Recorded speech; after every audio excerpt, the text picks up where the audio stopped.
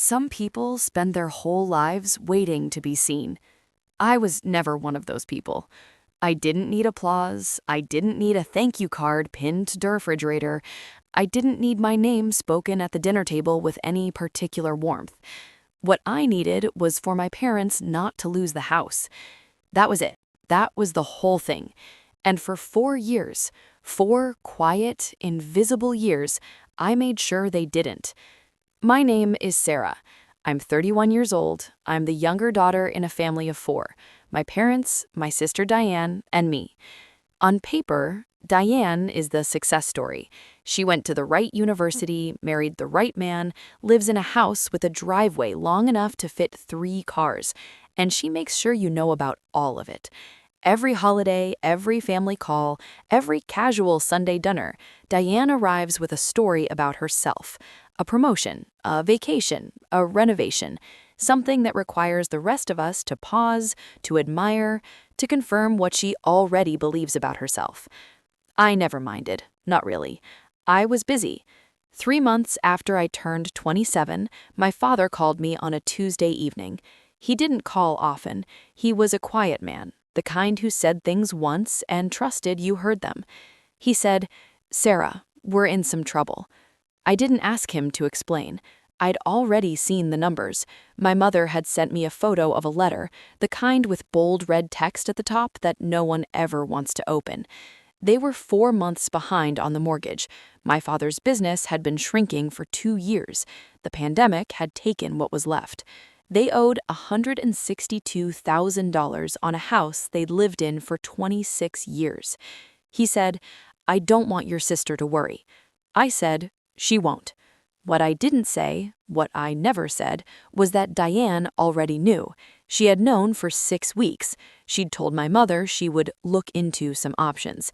She had not looked into any options. She had gone to Portugal with her husband for 10 days and posted 43 photos. I know because I counted. I was making $54,000 a year at the time. I was a radiology technician at a mid-size hospital. No investments, no savings account worth bragging about, a studio apartment with one window that faced a parking garage. I sat at my kitchen table that night with a notepad, and I did the math 3 times. If I restructured everything, if I cut down to the absolute bone, if I picked up weekend shifts, if I deferred my own plans for a while, I could wire $1,800 to my parents every month, without them falling further behind. It wouldn't pay the mortgage off, not fast, but it would stop the bleeding. So that's what I did. I called my father back the next morning and told him I'd set something up. He started to protest. I told him it wasn't a discussion. He went quiet for a moment, the way he did when he didn't know what else to say, and then he said, "Okay, Sarah." 2 words. That was enough for me. For the next 4 years, I wired money on the 1st of every month. I didn't tell anyone. Not my coworkers, not my friends, certainly not Diane. Diane, who at Christmas that first year stood at the head of the table and announced that she had spoken to a financial advisor on our parents' behalf. She had not. Diane, who told our aunt over the phone that she was handling things with Mom and Dad. She was not. Diane, who accepted the long hugs and the grateful eyes and the whispered, "We don't know what we'd do without you," and said nothing to correct it.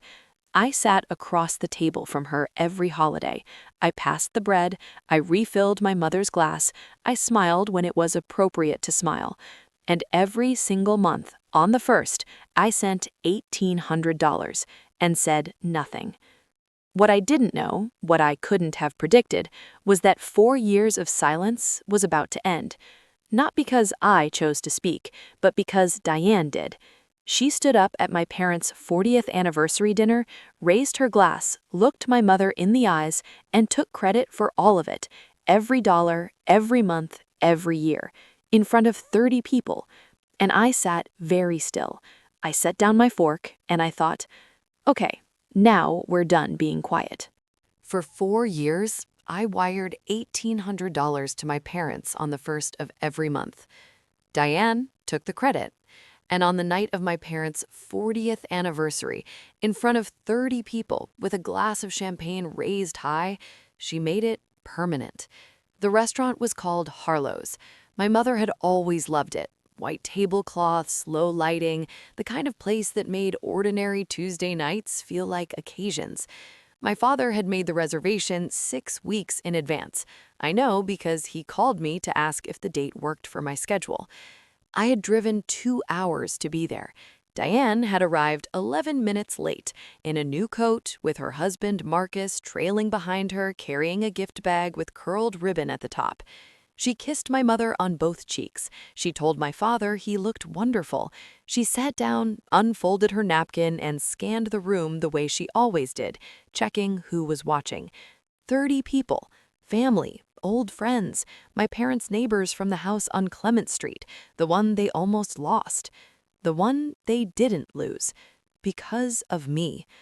Dinner was nearly finished when Diane stood up. She tapped her glass twice with a dessert spoon. The room quieted.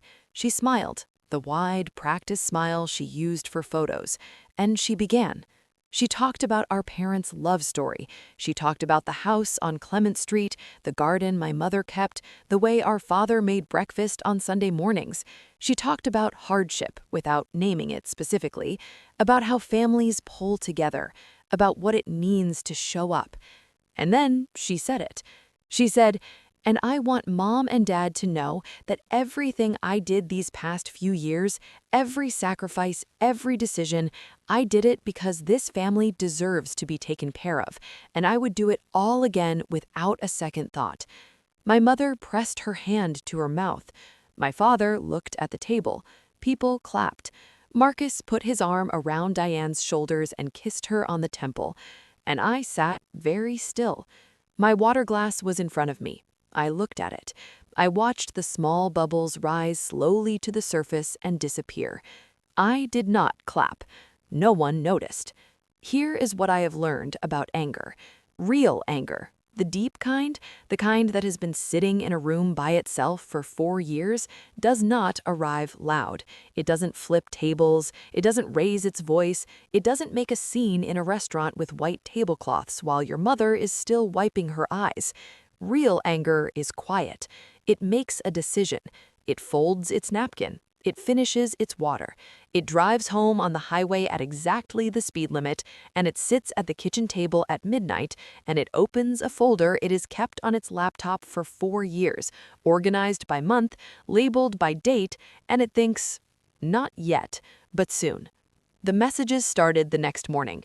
Our aunt texted me, "Diane is such a good daughter. You must be so proud of your sister." My mother called. Not to thank me, not to ask about the drive home, but to tell me that Diane had offered to help them plan a small trip. "She's so thoughtful," my mother said. "She always comes through." I said, "That's great, Mom." My father called 2 days later. He was quieter. He said, "Sarah, are you all right?" He was the only one who asked. I told him I was fine. He paused, that long pause of his, and then he said, "I know what you've done. I've always known." I didn't say anything. He said, "I kept every statement, every single one." And those 6 words, were the first crack in 4 years of silence. That evening, I called my father back. I asked him one question. "Did you ever tell Diane?" He said, "No." I said, "Good. Don't." Then I opened my laptop. I pulled up 4 years of wire transfers, 48 transactions, every one of them time-stamped, every one of them labeled with the same note I had typed on the first of every month, for Mom and Dad, Sarah. I printed every page. I put them in a manila folder. I wrote nothing on the outside of it, and I waited for the right moment, because the right moment was coming. Diane had made sure of that herself. Because 2 days after the anniversary dinner, she had done something I hadn't expected.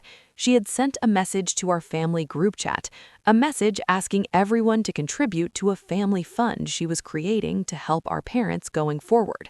She had included a payment link with her name on the account. I read it 3 times. Then I screenshotted it. Then I added it to the folder. I wasn't angry anymore. I was ready. Diane stood at a dinner table in front of 30 people and took credit for 4 years of my life. Then she created a family fund with her name on the account to collect money for parents she had never once helped. I had a folder, 48 wire transfers, every month, every year. I waited one more week. Then I sent one email. I did not send it to Diane. I want to be clear about that.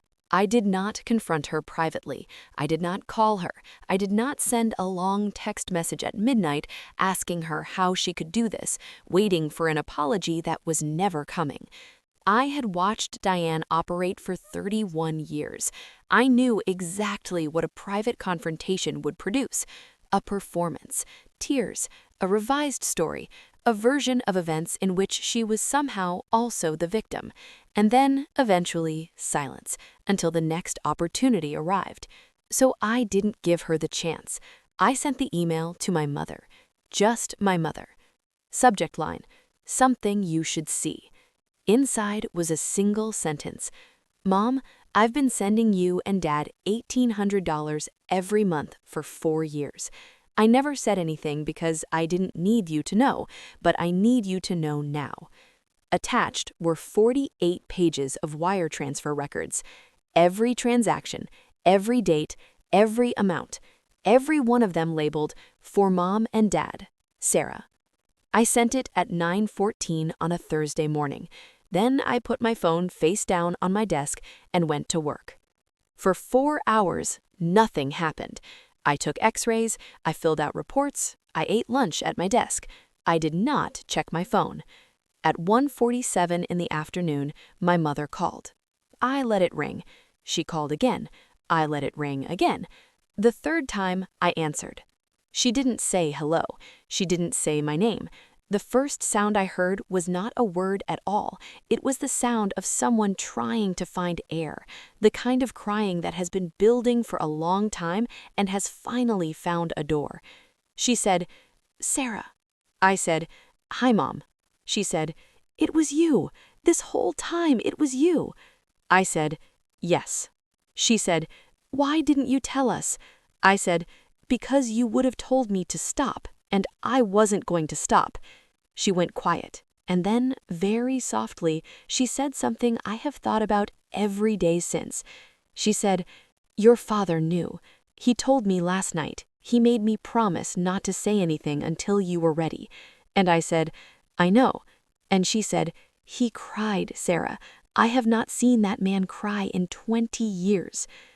I don't know exactly when my mother called Diane. I know it was sometime that afternoon because at 4:32 I received a text message from my sister for the first time in 11 days. It said, "We need to talk." I did not respond. At 4:45, "Sarah, pick up the phone."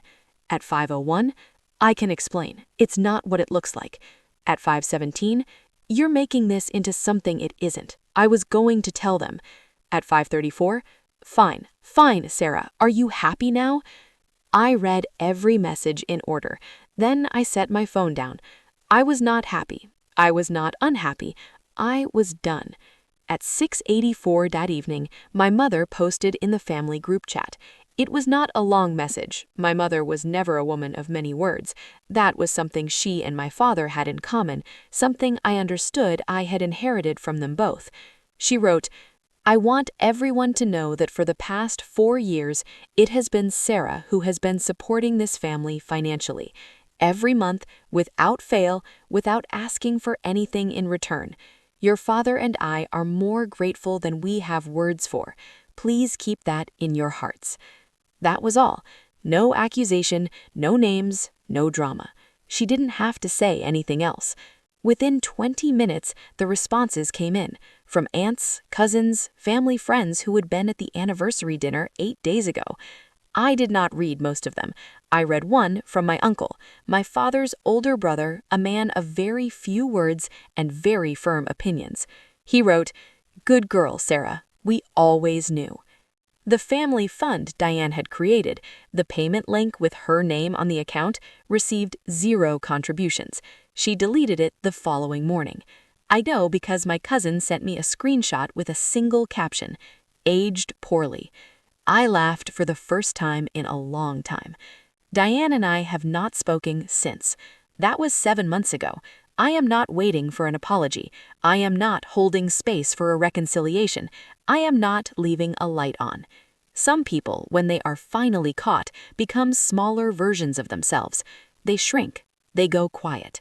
From what I hear, Diane has spent the past 7 months telling a new version of the story, one in which I was cruel, calculated, in which the email was an attack, and in which she is, as always, the one who was wronged. Let her tell it. I know what I did. My parents know what I did. My father, who has not cried in 20 years, knows what I did. That is enough. That has always been enough. My mother called me last Sunday. She called to tell me the garden is coming in well this year, that my father fixed the fence on the east side of the yard, and that the house on Clement Street is still standing, still theirs, and that in the spring she wants to repaint the front door. She wants to know what color she should choose. I told her red. She laughed. She said, "Red it is." And I thought as I hung up the phone and sat in my quiet apartment with the one window that faces the parking garage, 4 years, 48 transfers, one folder, one email. The door is still standing. So are we.